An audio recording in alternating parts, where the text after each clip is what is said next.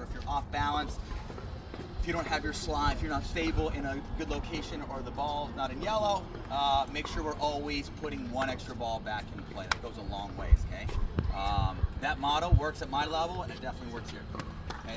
Playing defense, off balance, put one extra ball back in the kitchen, good things happen. So, but if you're playing somebody who maybe they can out-dink you, or they're more solid and you don't have offense, they're probably not going to find much success if we don't have a plan B. So today is kind of working on finding some different tools to create some free points, whether it's off the drive, off the serve, kitchen speed ups, roll volleys, punch volley. But it is not fun once you recognize that your opponents can out-dink you, and if you don't have any sort of ammo to work with, or any sort of offensive ammo. So something I like using as far as offense, when I'm on the right, I love using my forehand speed up the line. When I speed up the line, doesn't always come back to the same spot, but usually I'm going to speed up line. Off of that, counter comes back, and then I can re-counter with the forehand. I also like to go, I can speed up towards K-Mac's hip. When I speed up towards that hip, where does the counter come? Center. Comes center, so I can start forehand and then re-counter backhand. Start and stay with your speed up. I'm going to start the speed up, and I'm going to stay right here. If I'm on the left, I like to create with my inside-out forehand dink. I like to roll this thing there, right? Roll it there, getting control, get a little lifting, and then I can pull it there. I also like my little backhand poke out of the air. But just think about, on both sides, what sort of attacks you like to use. You like to attack off the bounce, you like to attack out of the air. But something we're going to talk about today is kind of just working all those attacks. Backhand rolls, forehand rolls, kitchen speed ups off the bounce, both backhand and forehand, using your little two-handed backhand speed up. When you can start to put your opponent in a pretzel because they don't know what's coming, and you can disguise your dink as a speed up, that's when this game gets pretty stinking fun. K-Mac, anything on offense or things that you think about?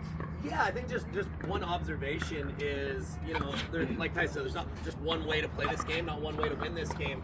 And it's very tough to exploit weaknesses and kind of play that mental strategic game if you don't have any weapons yourself, right? So if you recognize your opponents are slow, but you can't hit a big serve or you don't know how to drive, tough to exploit that. If you recognize that they're slow, but all your dinks are really passive and you don't know how to push your dinks or go for a little bit more. So when you recognize just even a couple of weapons in your game, now you can start to win the X's and O's battle mentally when you recognize weaknesses for your opponents and how to match up sometimes your strengths with their weaknesses. But nothing wrong with getting a lot of balls in play and competing. It's just like Tyson said, it's tough to rely on that in every single matchup, and it's really daunting when you realize you're playing an opponent that does that style a little better than you really don't have a plan B at that point. So being self-aware is a really underrated thing in pickleball.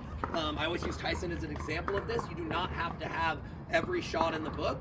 You can build your game around the one or two things that you do well, and then just get better at identifying how to match those strengths up with some common weaknesses that you'll see with the points.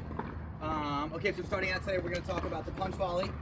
We'll talk about ground strokes, roll volleys, kitchen speed ups, the serve. After lunch, we'll do like an hour and a half of doubles count. If you guys have questions, ask away. First and foremost, okay, head to head here. Get a little sword fight, right? Why not? Get violence going early. Wake up and want violence. Okay? Come on, baby. And hey, anytime we're in a hands battle, we lean into what? Lean into violence. Okay? We lean in. Take a look at some of the best hands in the world. What are they doing with their upper extremities? Leaning. Go ahead. I freaking double dare you. Right? People that maybe aren't as comfortable head to head, what do we see? What are the tendencies? Beverage in hand goes over their left ear, bowl on top of the head falls off their head. They start moving their upper extremities, right? Okay. Options we have from here: we can punch, we can block, or we can say no way, Jose. Right? We talked about this yesterday. If I see a kitchen speed up off the bounce, I may be looking to let that go. Shorter return, Kyle's running through his third, I may be looking to let that go. Or let's say if we're in a hands battle and my hands are late getting up and my hands don't feel organized up here. No, your hands aren't slow, the ball's probably going long. You will never know until you let it go. Like Okay? 10 o'clock ready position. Do we have any lefties here? No. Right over there. The princess, I like it. All right.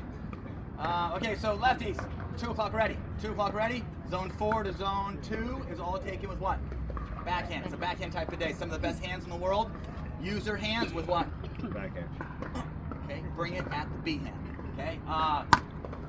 Righties, 10 o'clock ready position. Zone 1 to zone 3 is all taken with what? And lead with those knuckles. Okay. If K-Mac comes at me and I'm not ready to position my knuckles down, this is what I would do. I would just turn it into a block. He's going to speed up off the bounce. I don't see it. It comes into me. I don't have time to get my knuckles down. I'm just going to block. Okay. If I do see it, it comes.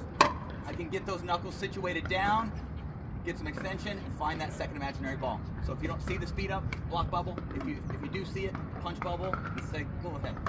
Okay? Take a look here. We're just going to volley back and forth. You will see that a good majority of these volleys are all taken with the backhand. Okay? Nice. Sorry. Nice. Come on, win the drill, right? And once you back and forth, nice and easy. Okay, letting the ball come into us. Upper extremities are nice and still. Hands come back ready. Main thing is as your opponent makes contact, even though you don't have a lot of time, when you start seeing the ball big, when you stay home and you apply your eyes all the way in, you're gonna feel like you have more time. Okay, so as we're in a hands battle, I'm gonna stay home. I'm gonna wait till the ball makes contact off his paddle, and I'm looking to apply my eyes all the way in. Okay. So last thing we want to do is if somebody speeds up, I don't want to be leaving home too early. You have more time than you think, so think about just staying home. Okay. Again, volley back and forth. Okay. Also, when we hit this punch, we are squeezing, getting a little extension, and getting those knuckles facing at our target. Okay, it should sound nice and crisp. Nice. Okay, if we try to find forehands, take a look. This is the movement. Okay, so as you see here, the forehand volley really is only taken in what zone? Zone 4. Okay, so I may win the hand battle here. If I get a floater, I can put it away there, or I can slide and find a fear hand. Okay, again, punching back and forth. Sorry.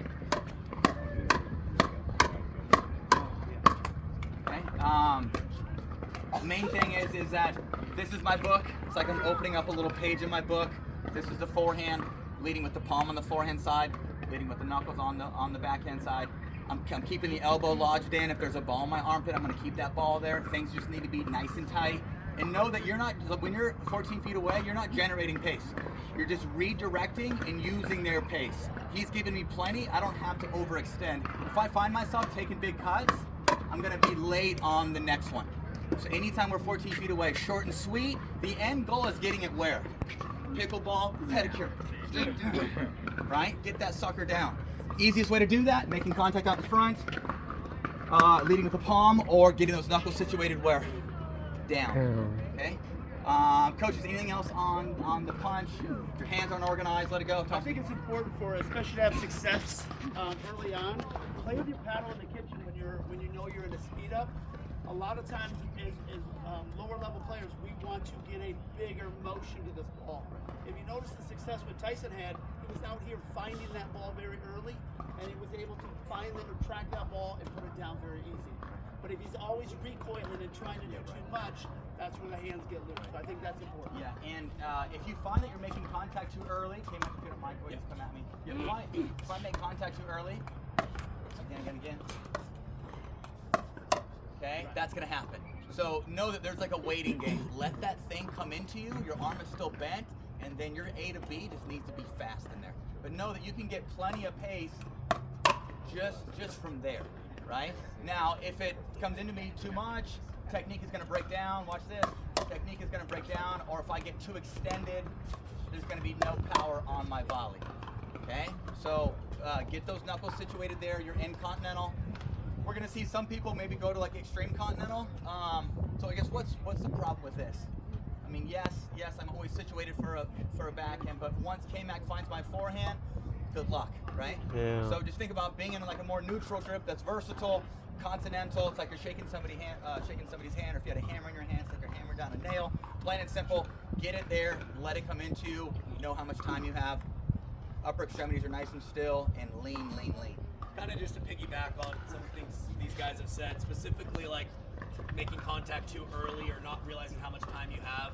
The idea that the knuckles kind of open up when we make contact too early. To me, it all comes down to posture. The more upright I know I am, the more I need to feel subconsciously like I need to meet that ball earlier, because as it's coming into me, what's it also doing? It's getting lower. So if I'm upright, I'm like, crap, I better meet this ball right away before it gets too low. Now I'm bending at the waist, I'm off balance, and my knuckles are rolling up. So if you want to wait to get that ball in your kill zone, as I call it, the lower you can get, the more confident you're going to be waiting that split second longer to let the ball into your point of contact. The more upright we are, the more we're often chasing trash in too early. Okay, drill's gonna be forehand to forehand first. Take a look. Forehand to forehand. This is a great drill for getting space. Like if somebody was to speed up towards that little dead space area, you know that volley where you're like, you get all stuck in there. So if you get stuck in there, if you don't see it, you're gonna block. If you do see it and you're ready, you're gonna slide to your non-dominant side, find some space, and then pop your forehand. Okay, take a look. So see how we're kind of sliding, finding space. This is more like a high five volley. Like the wrist position is up. Sorry. Like I'm giving K-Mac a high five, short and sweet. Obviously, if it was a little floatier, I could swing, or if I had more time, I could swing. But if we're 14 feet away and the volley exchange is neutral, just keep thinking about getting it down and keeping that high five position. And then we'll go left foot to left foot or back in a backhand. Take a look, take a look. Back in a backhand. Get those knuckles situated there. Nice. Okay, and then we will go body to body, belly button to belly button. Find his belly button. Okay. So forehand to forehand, backhand to backhand, volley to volley. Go to the court you ended up on yesterday. Sometimes this is a little messy. How about grip pressure? Get your ass to your court. What's up? Grip pressure. K-Mac, talk to us. Yeah, so I squeeze a little bit tighter, obviously, here than a dig. Probably not a 10 out of 10. You want to be firm enough because this ball's coming off the pace, where it doesn't move on impact. So definitely a little firmer than yesterday.